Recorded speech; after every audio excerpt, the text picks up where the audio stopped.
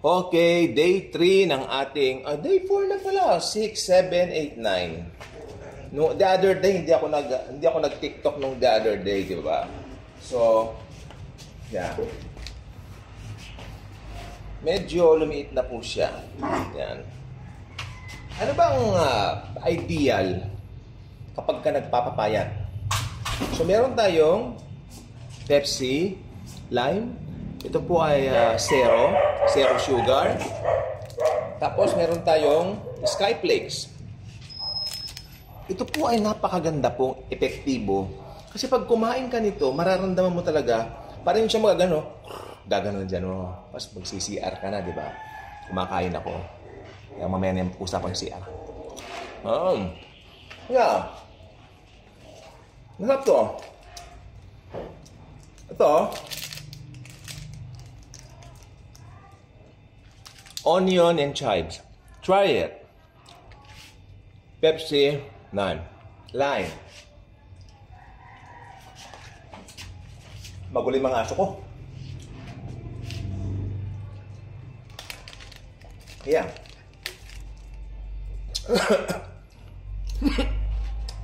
Effective po ba? Very effective.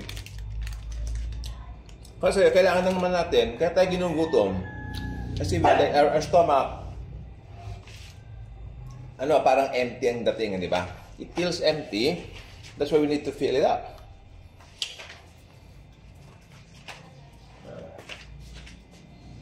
Lumiit po talaga. Alam niyo ang clue, kapag ka natulog po kayo na masarap na yung pakiramdam niyo, that's it. Yun na po talaga. Pero pag ganyan ka sa left, pag ganyan ka sa right, gumitna ka man, di ba? Pag mataba ka, may discomfort. Kasi tiyan ko dati nakaganyan, no? Medyo mataba pa rin, syempre. Ilang days pa lang tayo, eh. Di ba? Well, better. Ito, maganda mong kainin, di ba? Itong merendahin natin. Masarap po ito. The best.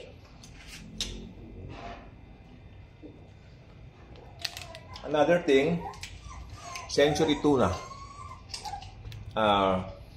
Yung fan, yung tinapay, lagyan ng Century Tuna, yung merendahin nyo. Ito po yung isa sa mga merenda. Pag nimerenda nyo, hindi kayo makakaramdam ng pagkataba. Mararamdaman nyo lang parang nabusog kayo. Kaya hindi mararamdaman ng discomfort na tumaba kayo. Yun po ang maganda.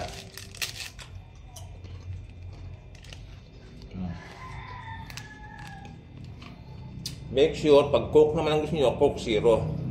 Kukunin nyo. Dahil, siyempre, health-wise na rin. Masarap yan.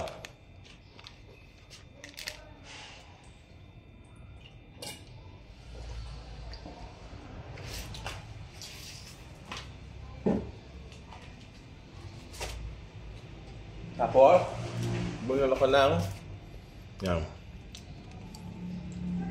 probiotic. Masarap po ito.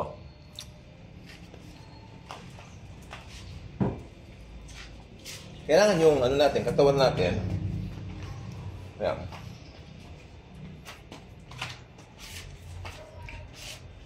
Mas komportable naman na po kumpara nung dati. Dati nakaganyan yan eh. Hindi po ba? So, thank you Jesus dahil sa pagti-TikTok natin, makikita po natin yung pagbabago. No? Dahil kung makakasayaw ka ba ng maganda, yung tama. No? Pero kung feeling mo mabigat pa rin, medyo meron pa rin.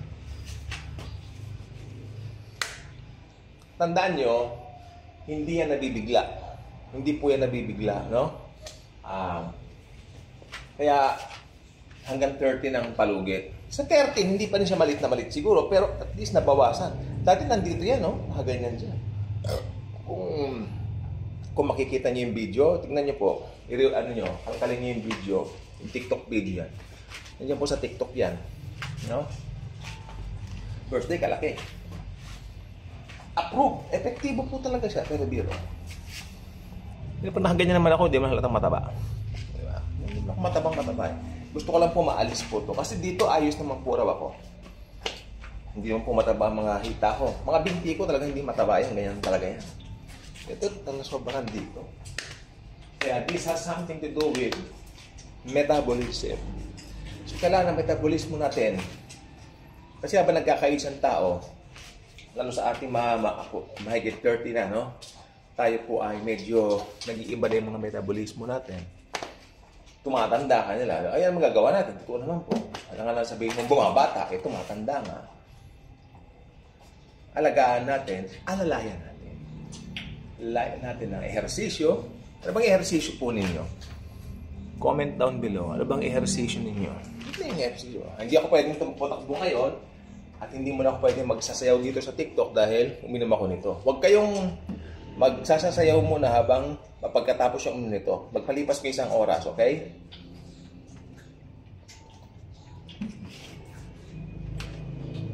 Ano, hindi ko yan. Ilan ang piraso yan? Diba?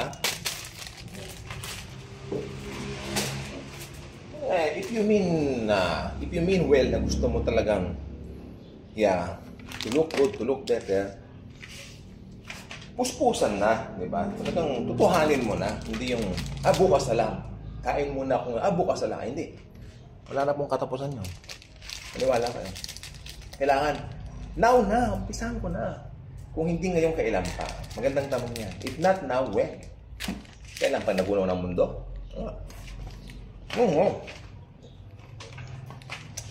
Magulo nga ako.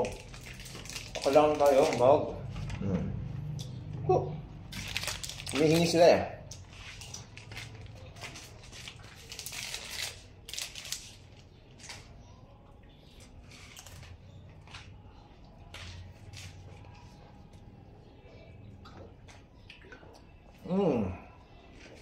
Thank you, Jesus.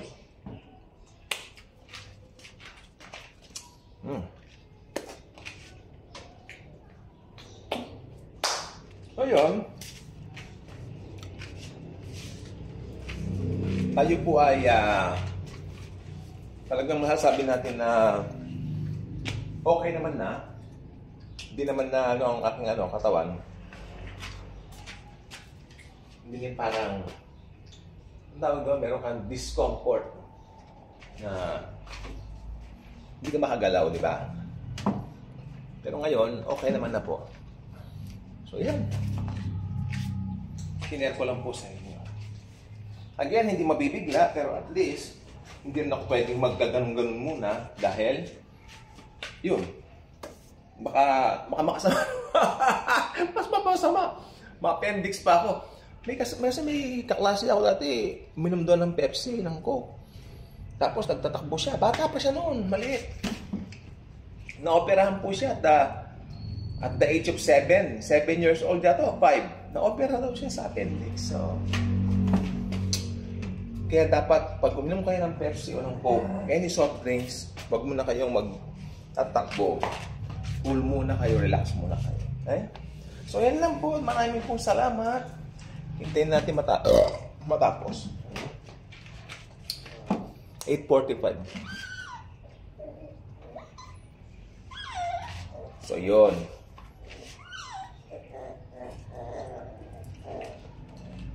Mamaya magla-lunch ako siguro mga 2 o'clock na ng hapon. Konti lang po rin ang kanin, tandaan. 3 kutsara. Ulam ko isda pa rin, isda. Bakit isda? Sapagkat ang isda, mabubusog ka na, pero hindi siya matama. No? Lalo na paksiw. Again, na bango. Paborito ko yan eh. Kaya ano bang inuulam nyo? Comment down below. Ano bang inuulam nyo pagka nagpapapayat kayo? Diba? Pinakamaganda pa rin po, healthy living and have a healthy lifestyle. Pero syempre si Lord Jesus po ang dahilan. Commit everything to the Lord and He will make it prosper in anything and everything you do. Sabi. Okay? So, naman na pong konti.